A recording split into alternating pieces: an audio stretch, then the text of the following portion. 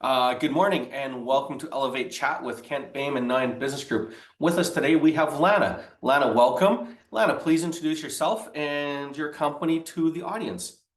Hi, and thank you, Kent, for having me on your platform. I truly appreciate it. And to everyone, hi, I'm Lana Kirtley, and my business is Empowering Health Journeys. It's kind of my jam, literally and figuratively. And my interest is in health and well-being and transforming that for individuals that are curious about the possibility of greater health, and that they do not have to stay in the regular sick care system, and that there is a possibility of healing and a greater level of well-being and wellness. And that is truly my jam. I love helping people make that transformation. That is near and dear to my heart. My mother-in-law has spent the last month with us, and kind of in that same space of how do we help an 86-year-old lady live her best life? Yeah. And it's everything from how we help them think different, at least in our house, changing the diets and routines. So some of that I can only imagine that you touch on, but it has been a wonderful experience helping her to spend the month with us, and by making a few changes, helping her see a little different, have a little more spunk, and be a little more of herself. I was making fun of her a little bit because she's a very sassy and smart-witted lady. Yeah. And when she first came to visit us about a month ago, she had lost some of that spunk. And it wasn't but about 3 or 4 days ago where she was kind of getting her smart alecky back, and it was a welcome addition back to our family. Yeah. Not always on color, but always fun. Yeah, but that's part of the, excuse my grammar, piss and vinegar of somebody. Absolutely. They have that vibrancy back. They're feeling a little more light emotionally. And that's part of our health and well-being journeys, is that it's mind and body. There's a lot of factors to it. And bless you for you guys for stepping into that space of, we are going to help her. And bless her for leaning into, there is a possibility of changes, even for a old dog per se. Well, it's funny. Two of the conditions that came with the program we found for her, one is no beer, no coffee. And this was a gal that was, you guys are no fun. Oh, I know. But she was a 3 to 5 cup a lady kind of coffee kind of lady. No. And 1 beer a day. She'd sit down, turn the baseball game, have the beer, and for her to lean in, hasn't had coffee in a month, hasn't had a beer in 3 weeks, and to your point, really leaning in. But I think it's truly the point of when you start to see how you feel and you start to feel better, we are willing to make changes.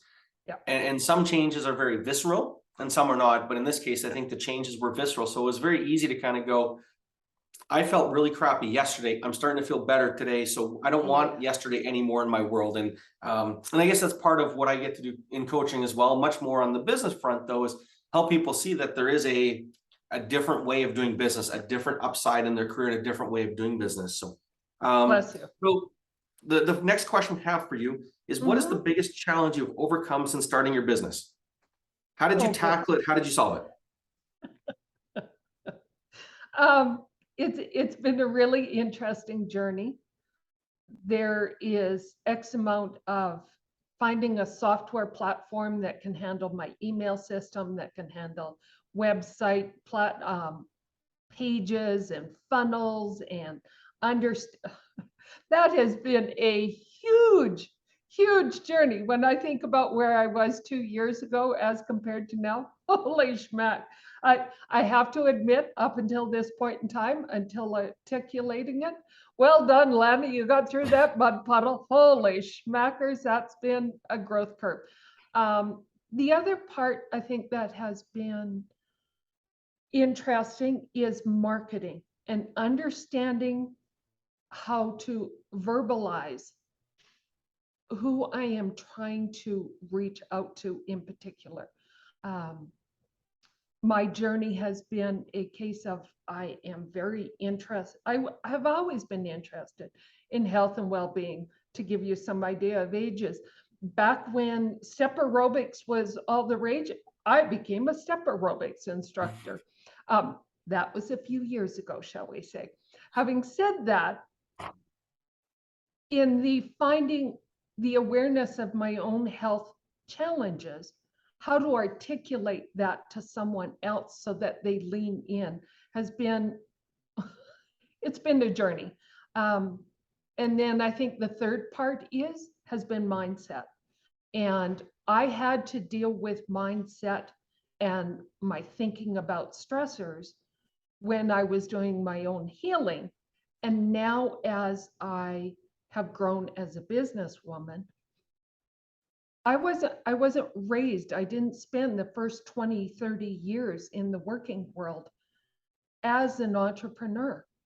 And so that, whether there's limitations on my ability, limitations on wealth, limitations on what that my message and that I have a skill set, those are probably the three: software, marketing, and my own mindset of I have value to offer to somebody, and I am capable and have more than enough knowledge to help them transform. Those been probably the three biggest aspects. So how did Tackling you them, overcome the mindset challenge? And how did you, I guess, tackle it, or how did you resolve it? And what's the outcome today? the biggest thing that I can put out there for myself is finding a coach, finding a business coach that would help stand in a space of patience. Lana's struggling with something. Lana standing in a space of this is not the hill I'm going to die on. I'm not going to let this wall. I will figure this out and I will break through. It was a case of experimenting a tiny bit, and it's got a lot to do with my daily, how I'm waking up, what I'm listening to when I go to bed, how I journal, how I approach challenges is an ongoing process to never slip back to that old version. So that's kind of been a case of finding business coaches and really stepping into, this is good, I will grow, I will overcome, and I'm probably going to see this same view from a higher angle as I carry on in the journey. So it really was for you about, so the mindset change really is about intention and focus, Yeah. but on a daily and almost daily throughout the day to fix, to adjust, to focus on the things that you needed to, so to become any quote unquote evolve and have a different mindset today running a business yesterday. Thank you. That's awesome. What do you think the three challenges are for your industry in the next 12 to 18 months? Oh boy. Probably some of the biggest challenges as a health coach, depending on how you're certified, what the certification level is that how are you going to differentiate? How are you going to set yourself apart? I think there's a lot of one size fits all.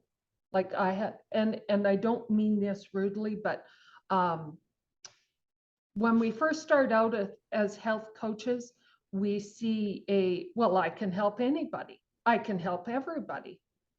Narrow down, get really focused on it. Understanding that when you step into prosperity, into abundance, you don't worry that you can't help everybody. Share that clientele list with someone else who's a healer or a health coach or whatever the case might be. Because if they're not buying from you, maybe they'll buy from someone else. And that, as long as they get served and supported. So I think one of the biggest challenges is we have this real influx of online health coaching because of what the past 20 and 21 and a little bit of 22 and God knows what else is going to happen in the rest of 22. So based upon that, standing out, being unique, not having a scarcity, but having an abundance mindset, and knowing that you won't serve everybody and that there is more than enough people to keep you busy and prospering and let those people go on, and so that they can find someone. Fascinating. Absolutely. I can't agree more. And it's probably, I can echo that because it feels like the same space for me right now. Yeah. As we changed and modified our marketing, we're finding a whole different group and a different mindset of individuals. Yeah. And truly entering the space of almost rebuilding my entire network, but really one of abundance, prosperity. And that's one of the reasons why we enjoy doing these videos is we never know who we can reach and what's going to resonate with a person.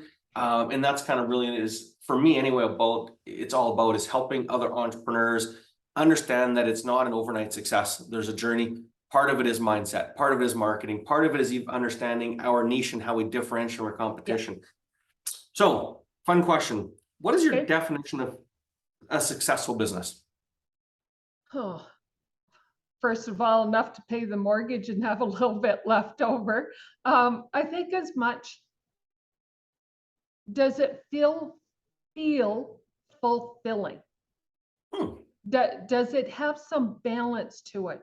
That it's not all work, that when you do work, you enjoy the work, that you are not overran constantly by trying to do all the bits and pieces that need to happen as an entrepreneur, realizing that at some point in time as a solopreneur, you have to have a team, and that there is enough cash flow.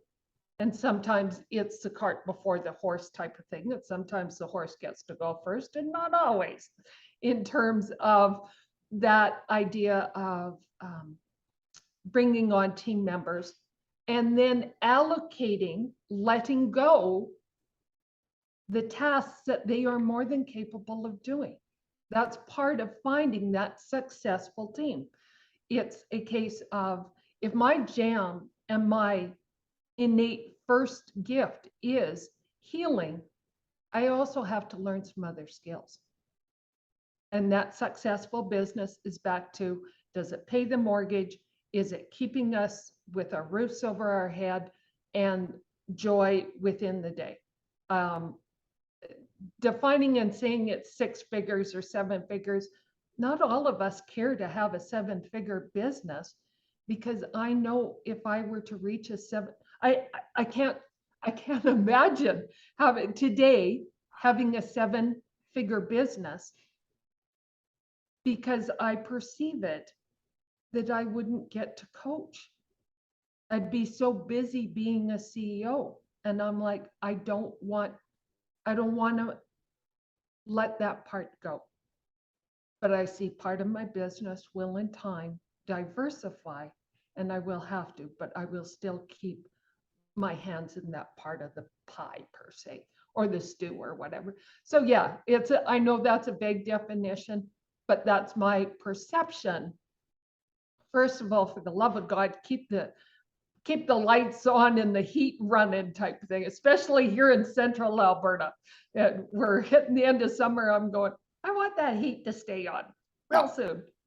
So, it's often, and you say it that way, and I think it's very well articulated. Thank you for it. There's almost a Maslow hierarchy of needs on a business level, yeah. Right? We really can't, we have to start with the end in mind. We got to look at the top of the food chain, or the hierarchy, if you will. But somewhere is that balancing act of paying the bills, having enough clients, having some positive cash flow. But somewhere we still have to have that vision of what could be that 7 figures, the 10 figures, because often for me and my clients, if we don't ask that question on the front as to what it looks like when we grow up or when it's done, because how we build a $5 million a year company is much different than how we help build a $125 million company. There's some things that are similar, but the amount of detail and what goes into it are much different. And so really helping people understand that, yeah, we need the first 100 clients. We need that first $100,000 year. We need that first $500,000 year. But without enjoying that process, and you mentioned the word joy, we're not willing to go to work tomorrow. And it does have to be joyful. It has to be fun. 1000% agree. Yeah. One last question for you. What do you want to be known for?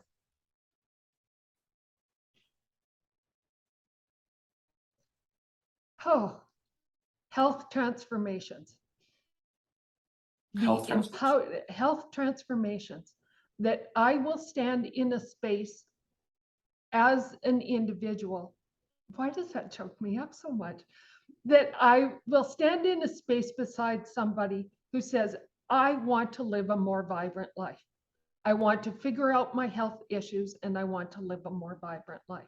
I will stand in that space and help them on that journey. I will hand them tools and empower them till it's a case of, I need to divert paths. Know that you can call me at any point in time, but I wish you well on your journey because you are doing fabulous. The space that they can now see what maybe a year or 6 months previously they couldn't see, and they go, oh my God, this day without 5 cups of coffee is an absolutely fabulous day.